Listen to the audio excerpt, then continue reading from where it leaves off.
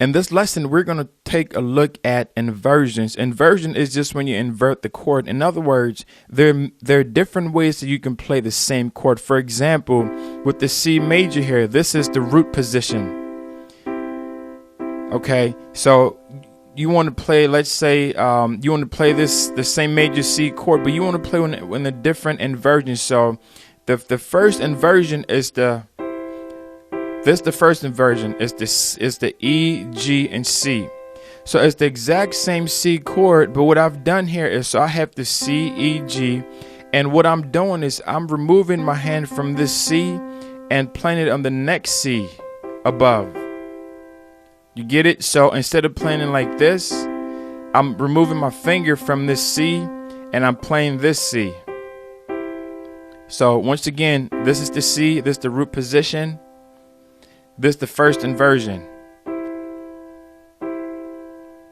So this is the first inversion here.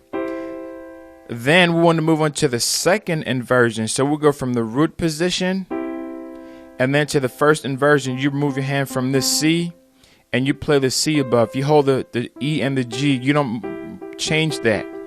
You press those and then you add this G. So this is the first inversion.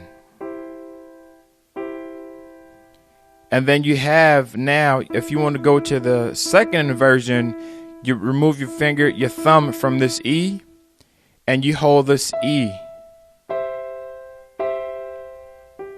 So all you're doing is you're removing your thumb from the previous inversion and playing the note next above it.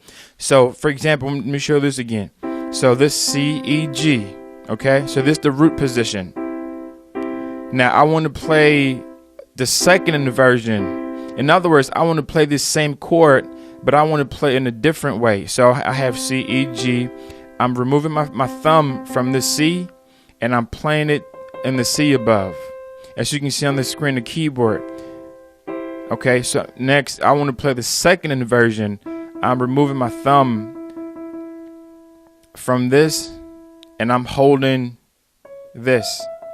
And by the way, the fingering is I'm using my first finger, my third finger, and my fifth finger. So the thumb, the middle finger, and the pinky. So that's what I'm holding right now.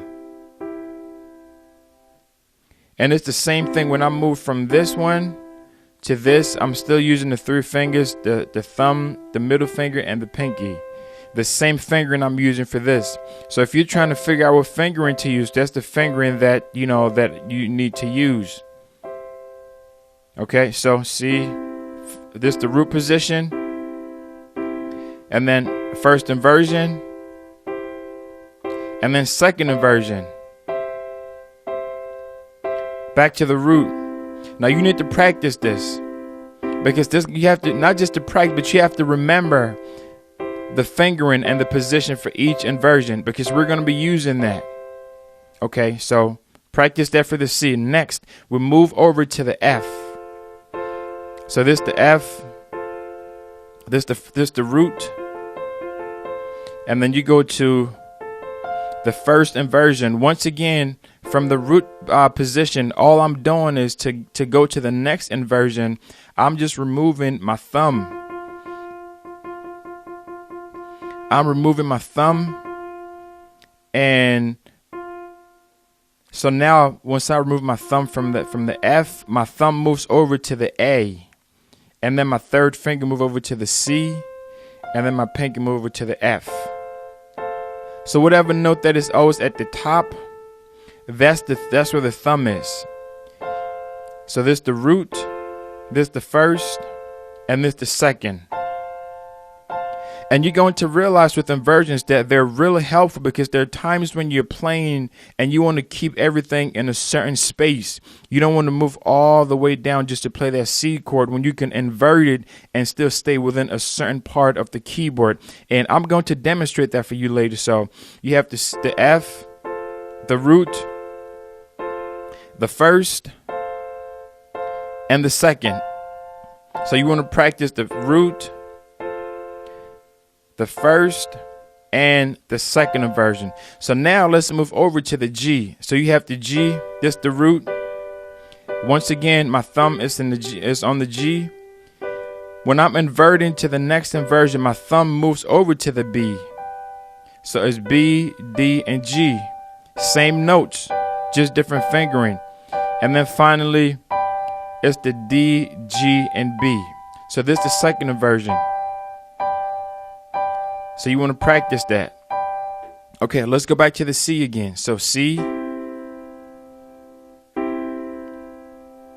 This the root. This the first inversion.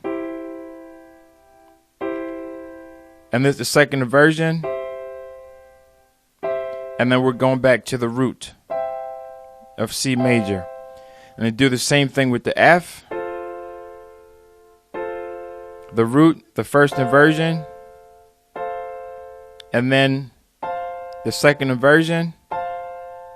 And then you're going back to the root. Now go to G. This the root. This the first inversion. And this the second inversion. And then you're going back to the root.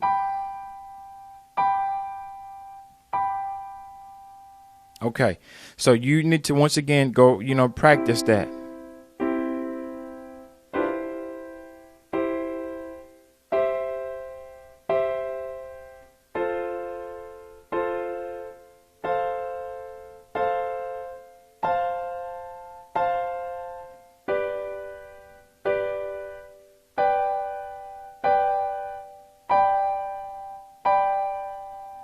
Okay, so, and one thing to that helps sometimes to practice and to remember, that's a key thing.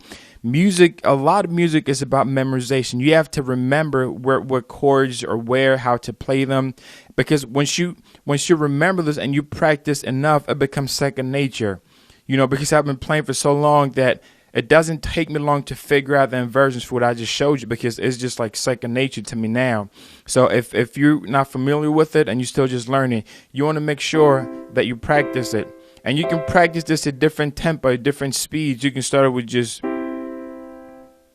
slow. And then as you get more comfortable, then you can be able to switch the pace a little bit. So you can go.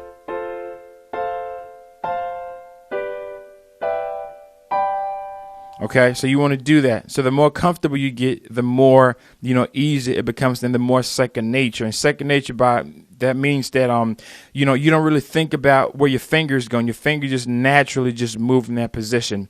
So go ahead and practice that, and let's move on to the next lesson.